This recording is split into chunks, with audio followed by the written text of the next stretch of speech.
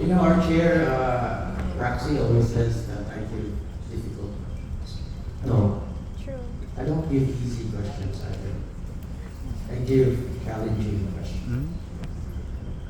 Because when you are practicing your profession, the best way to excel is not to work hard, but to work smart.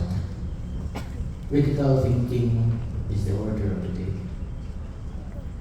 When I see my civil engineers or my architects in the office and they're perspiring, I'm not very impressed with them. That means they're not good. So always challenge yourself. When I write the questions, I always challenge you to think critically. Because the problems and the situations that you'll be facing in the practice of your profession are not repetitive, nor recursive. Sometimes they are one of a kind problems that you have to solve. So, in behalf of Engineer Praxedis Bernardo, our Chair of the Board of Civil Engineering, and my colleague, Dr. Ronnie Estanero, we welcome you to this rite of passage. Please embrace the significance of this moment and the solemnity of this occasion. For this milestone marks the beginning of your professional life as a duly licensed civil engineer. Welcome to our civil engineering profession, which we make sacred by the ordinary small things and the everyday deeds that we do. But we have to do it in a special and extraordinary way. And we ennoble our profession by our true heroism of finishing each task with excellence. For in your practice, or in our practice, the only way to command the forces of nature is to obey its physical laws. When you were a student and your professors gave you exam, if you violated the law of conservation of energy, you violated the laws of momentum, the laws of physics, Hooke's law, Pascal's law, you're going to flunk the exam, right? In your practice, if you don't obey these natural laws, because you think you're smarter than God, then you will fail in your practice.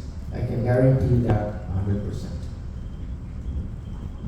And the only way to excel in our profession is to learn from nature's lessons and not merely to extract from its resources. Nature plays tricks on us. When I was a student, the phenomena of climate change was not yet there. The phenomena of earthquakes, storms was not yet there.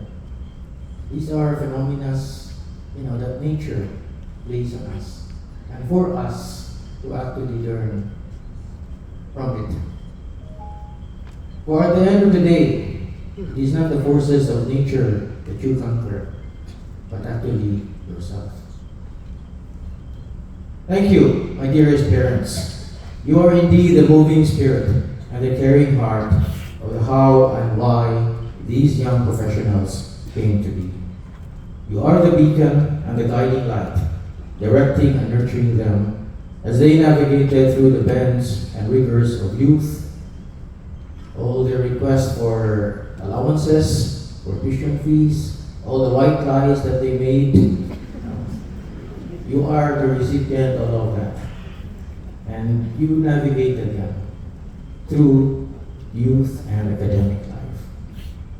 And it is said that the best contribution a parent can make is not the something that you have achieved, but the someone that you have raised. How you have raised them is a singular validation and the most important sermon of the sanctity of family, where you have lived and practiced the virtues and values associated with such. For true excellence will never exist nor thrive without a soul. And you parents are that very soul. And for this, we, the civil engineering profession, are assured of the continuity of the profession as we march through time. And we are grateful to you beyond measure. So let us take a moment to applause the parents and guardians and our families. The biggest applause that we can have for him.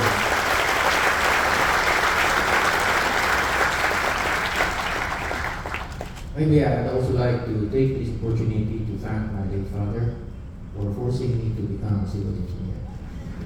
I wanted to be a lawyer, and I think I'm better off as a civil engineer than a lawyer.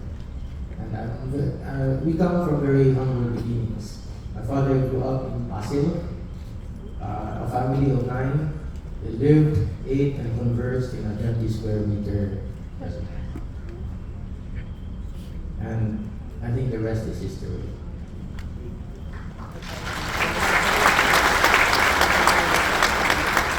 Today, you will also be inducted, and you were inducted actually, by no less than Engineer Adam Agnales, as a member of the Philippine Institute of Civil Engineers, in a chapter of your choice, and thank you for choosing Cebu as your chapter, your choice. And along it, remember, it carries along responsibilities and privileges of membership. You must realize that our profession is a community of people, and that you are at its very core center. Every civil engineer must have the opportunity to use his or her intelligence, training, tools, develop initiatives, while nurturing relationships with each other. Welcome to our profession's only, and I would like to capitalize the word only, accredited professional organization. We are very united, and thus the ICE provides the vehicle for your immersion and convergence into the workplace in a cohesive and systematic way. But of course, it's always yin and yang. Of paramount importance is your sincere participation and commitment to the integrated personal and professional development programs of the Philippine Institute of Civil Engineers. Our profession is the prime mover of the built environment, more than any type of any engineering profession. I chair the Philippine Contractors Accreditation Board. I signed the licenses of around 25,000 contractors here in the Philippines. And I know that there are 30,000 who are not yet licensed, and I hope if you're one of those unlicensed contractors here, please go to the portal of PCAP and have yourself licensed. It's also your responsibility to society. Now, we've been doing the second phase of our digitalization. We're now doing AI, and we're actually doing data mining. What I have found out personally is 85% of all the sustaining technical engineers in the construction industry are civil engineers. 85%. The other 15% come from our allied engineering professions and architecture, landscape architecture, interior design, agricultural engineering, and whatnot. But remember,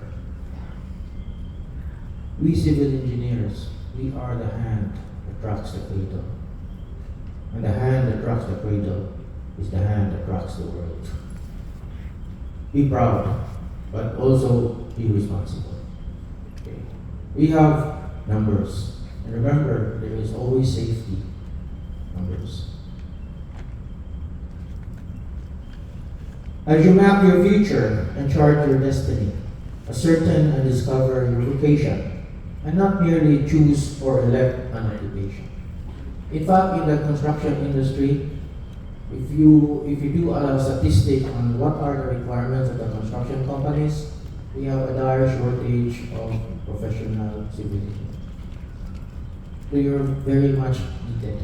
I know there are many of you here, but we need even more. Vocation is the purpose that drives, or vocation rather, is the passion that drives you to pursue a particular path in life, which aligns with your values and sense of purpose. The philosopher Aristotle once said that where your talents and the needs of the world cross, there lies your vocation. Be selective. Weigh carefully your options for specialization. Be agile in orienting your bearings.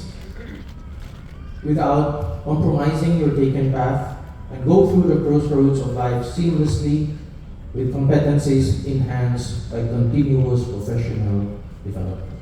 Remember that our civil engineering profession has already evolved into diverse specializations such as structural, geotechnical, transportation, environmental, water resource construction, and engineering education.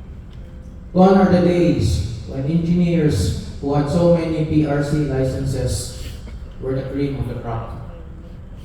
During my father's time, my father was actually the king of engineers. Yeah, he was one of the best engineers in Cebu during his time. But he was so impressed by some of his colleagues who had 5 PRC licenses. Civil, geodetics, sanitary, mechanical, electrical. But specialization is now the order of the day. To be a jack of all trades is actually to be an incompetent. Actually, in PCAD right now, and even the way government agencies conduct their bids, even if you have the category of general engineering and general building construction, and even if you're a AAA contractor, you still cannot assure yourself that you can be pre-qualified to join the bid. Because there are specializations that you must also have. Like, if it's a bridge, you must have a specialization in foundation works. If it's a grandstand, you must have a specialization in structural steel works. If you're doing pre-stressed concrete, you must have a specialization in pre-stressed concrete construction. This is the way of the industry. This is the way of the profession. This is the way of the world. All you need is to specialize. The shotgun approach does not work anymore. You must approach your profession with a pointed lens.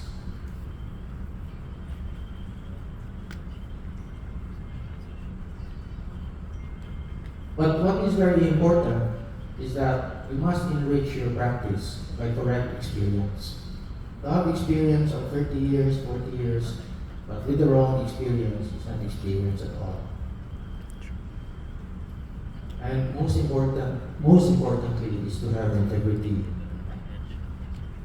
Always be grateful and humble, and realize that we will always need each other to make things happen in real and meaningful ways. No civil engineer, even though how brilliant he or she may be, can claim indispensability. We are all dispensable, and we are all beholden to each other. Let me digress and give you some of my own personal experiences in gratitude and humility. Years ago, I was an aspiring contractor. We prepared for a bid for a major project in the hundreds of millions. And we lost the bid, and I felt bitter, I felt bad. But then, the project went on, it was seamless at the start, and then there was an ownership change in the project. And then the contractor who was doing the project was not paid at all. So actually, when you really look at it, anything that happens for the greater good. There are only 2 kinds of blessings: actual blessings, blessings in disguise. I could have lost a few hundred millions, at that time. And so I'm thankful at that time that I did not win. Winning is not everything. God knows when you win and you lose. There's good plans for you. Yes, a while ago, Engineer Paul introduced me as graduating with a straight A GPA in doctoral school. That's true. But would you believe that I failed in the doctoral entrance exam? Would you believe me if I tell you that? And maybe you're asking yourself, hey, anong doctor na siya if you failed? Actually, in the United States, during the top engineering schools, before you go to before you get to go to doctoral school, you have to go through an entrance exam. There are two exams. One is written and one is oral. The written exam is really an IQ exam and all of that. I scored 98 out of 100. I topped it. The average was 87. The cutoff was 80. Of course, like a young top-notcher like you, I felt that I was on top of the world because I was top the exam. Then came the second round, which we call the orals. So it's actually a research proposal presentation. And one of the major professors who actually wrote the book in Management for Engineers, Dr. Dakay, I still remember him. I think he passed away. And I still love him, and I still hate him until now. He asked me, Mr. Dakay, you're very brilliant, but what you're trying to lead us on is an exercise in mathematical mumbo jumbo. That's what he told me. I got slighted. And so I told him, but sir, you must have forgotten how to perform integration by convolutions. And right away he threw the black ball. Black ball means you failed. And the chancellor stood up and said, in our 200-year history, we never blackballed somebody who topped the written exam. So please reconsider. And he said, I will only reconsider if Mr. Dakay presents his research proposal to me alone. And he told me,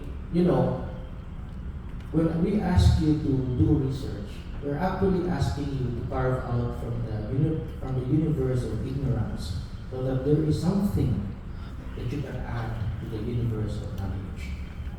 And that the universe of knowledge must always be greater than the universe of ignorance. Otherwise, we will never progress. But what's more important is what you contribute to the universe of knowledge must be the truth. It must not be a lie. It must not be fallacious.